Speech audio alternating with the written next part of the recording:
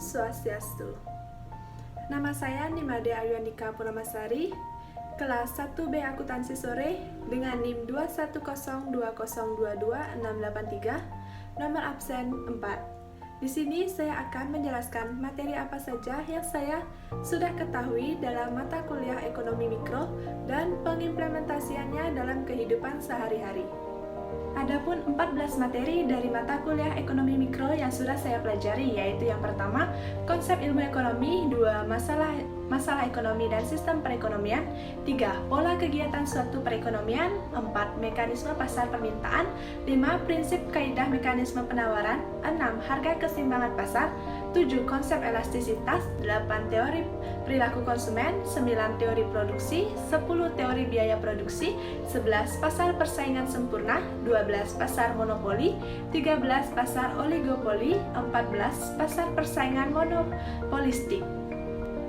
Yang pertama itu ada konsep ilmu ekonomi. Definisi ilmu ekonomi yaitu ilmu yang mempelajari berbagai aktivitas perilaku manusia atau sosial, yaitu berupa kegiatan produksi, distribusi, serta konsumsi terhadap barang dan jasa. Dan juga ada pengertian ilmu ekonomi menurut para ahli, salah satunya yaitu Adam Smith. Ilmu ekonomi menurut Adam Smith yaitu merupakan ilmu sistematis yang mempelajari tingkah laku manusia dalam usahanya untuk mengalokasikan sumber daya yang terbatas untuk mencapai tujuan tertentu. Selanjutnya ada tujuan mempelajari ilmu ekonomi. Yang pertama, mengenal kebutuhan hidup manusia, ada mempelajari cara pemenuhan kebutuhan, memahami hubungan peristiwa perekonomian, membantu pengambilan keputusan, meningkatkan kemajuan ekonomi, melatih pengembangan kreativitas, memahami dasar perilaku ekonomi, mempelajari kebijakan ekonomi, melatih manajemen waktu dan keuangan, dan yang terakhir adalah mengetahui isu-isu internasional. Selanjutnya ada ruang lingkup ilmu ekonomi. Yang pertama ada ekonomi mikro, yaitu ilmu ekonomi yang mempelajari bagian kecil atau aspek individual dari kegiatan perekonomian. Analisis ekonomi mikro menggunakan analisis konsumen atau dalam menggunakan pendapatannya, dan produsen atau dalam menawarkan barangnya dalam pasar. Ekonomi mikro juga disebut sebagai teori harga karena inti dari ekonomi mikro adalah penentuan harga. Yang kedua ada ekonomi makro, ilmu yang mempelajari keseluruhan perilaku ekonomi yang berkaitan dengan penggunaan faktor produksi yang tersedia secara efisien demi mencapai kemakmuran masyarakat yang maksimal. Ekonomi makro dikenal juga sebagai teori pendapatan, karena inti ekonomi makro adalah penentuan tingkat kegiatan ekonomi yang diukur dengan pendapatan. Materi selanjutnya ada batas kemungkinan produksi. Mankey tahun 2006 mengatakan bahwa batas kemungkinan produksi atau Production Possibilities Frontiers merupakan grafik yang memperlihatkan kombinasi hasil produksi yang beraneka ragam yang dapat dihasilkan suatu perekonomian dengan ketersediaan faktor-faktor produksi dan teknologi produksi yang dapat digunakan oleh perusahaan untuk merubah faktor-faktor produksi menjadi hasil-hasil produksi. Selanjutnya ada jenis-jenis sistem perekonomian, ada 4. Yang pertama yaitu sistem ekonomi tradisional, yang kedua sistem ekonomi sosialisme, yang ketiga sistem liberal, yang keempat sistem campuran. Pelaku-pelaku kegiatan ekonomi ada 3. Yang pertama yaitu rumah tangga. Rumah tangga adalah pemilik berbagai faktor produksi yang tersedia dalam perekonomian. Sektor ini menyediakan tenaga kerja dan tenaga usahawan. Yang kedua yaitu perusahaan. Perusahaan merupakan organisasi yang dikembangkan oleh seseorang atau sekumpulan orang dengan tujuan untuk menghasilkan berbagai jenis barang atau jasa yang dibutuhkan oleh masyarakat. Yang ketiga ada pemerintah. Pemerintah yang dimaksud adalah badan-badan pemerintah yang bertugas untuk mengatur kegiatan ekonomi.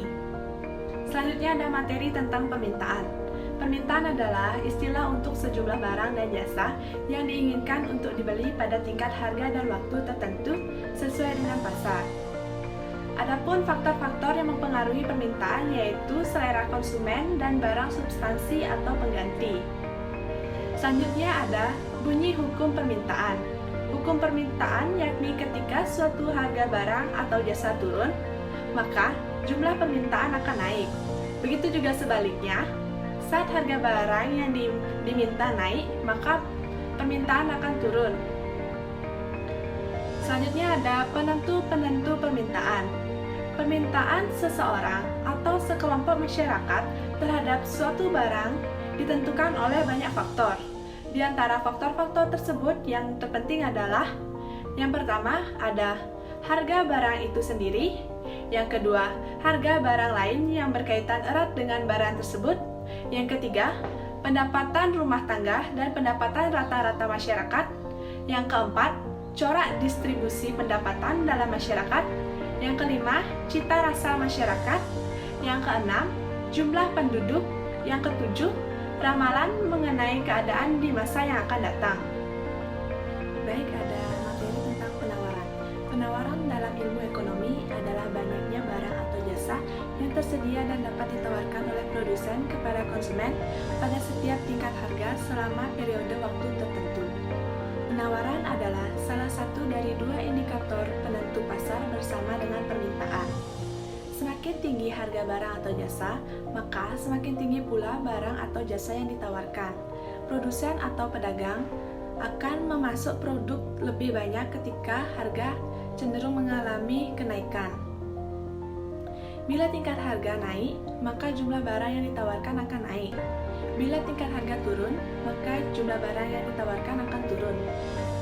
Dalam hukum penawaran, semakin tinggi harga, maka banyak pula jumlah barang yang ditawarkan. Sebaliknya, semakin rendah harga barang, jumlah yang ditawarkan juga akan semakin sedikit. Hal ini terjadi karena ketika harga sedang tinggi-tingginya, tentu penjual ingin mendapat keuntungan yang lebih banyak.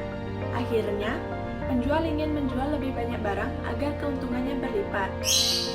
Sebaliknya, saat harga barang turun, maka penjual seolah tidak seambisius sebelumnya. Selanjutnya ada materi tentang harga keseimbangan pasar. Harga keseimbang pasar adalah sebuah kondisi di mana barang yang ingin dibeli oleh pembeli memiliki harga yang sama dengan harga yang ditawarkan oleh penjual. Pengertian lain dari harga keseimbangan pasar adalah kesepakatan harga antara penjual atau produsen dengan pembeli. Ada 3 cara untuk menunjukkan keadaan keseimbangan atau equilibrium adalah 1. Dengan contoh yang menggunakan angka, 2. Dengan menggunakan kurva permintaan dan penawaran, yang ketiga, menentukannya secara matematik. Konsep elastisitas.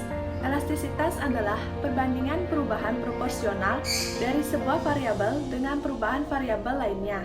Dengan kata lain, elastisitas mengukur seberapa besar kepekaan. Teori perilaku konsumen. Ada beberapa pengertian perilaku konsumen menurut para ahli. Yang pertama, menurut Kotler dan Keller, tahun 2008. Perilaku konsumen adalah studi bagaimana individu, sekelompok, dan organisasi memilih, membeli, menggunakan, dan menempatkan barang, jasa, ide atau pengalaman untuk memuaskan keinginan dan kebutuhan mereka. Menurut para ahli yang kedua, yaitu ada menurut Schiffman dan Canuck tahun 2008. Perilaku konsumen menggambarkan secara individu mengambil keputusan untuk memanfaatkan sumber daya mereka. Dan selanjutnya ada pengimplementasian dari beberapa materi yang sudah saya jelaskan, yaitu yang pertama dari materi teori perilaku konsumen. Sebenarnya cukup banyak contoh perilaku konsumen, namun sebagai contoh sederhananya adalah ketika masyarakat ingin membeli buah, antara buah impor dan buah lokal. Tidak jarang masyarakat sebagai konsumen yang lebih memilih untuk membeli buah impor daripada buah lokal.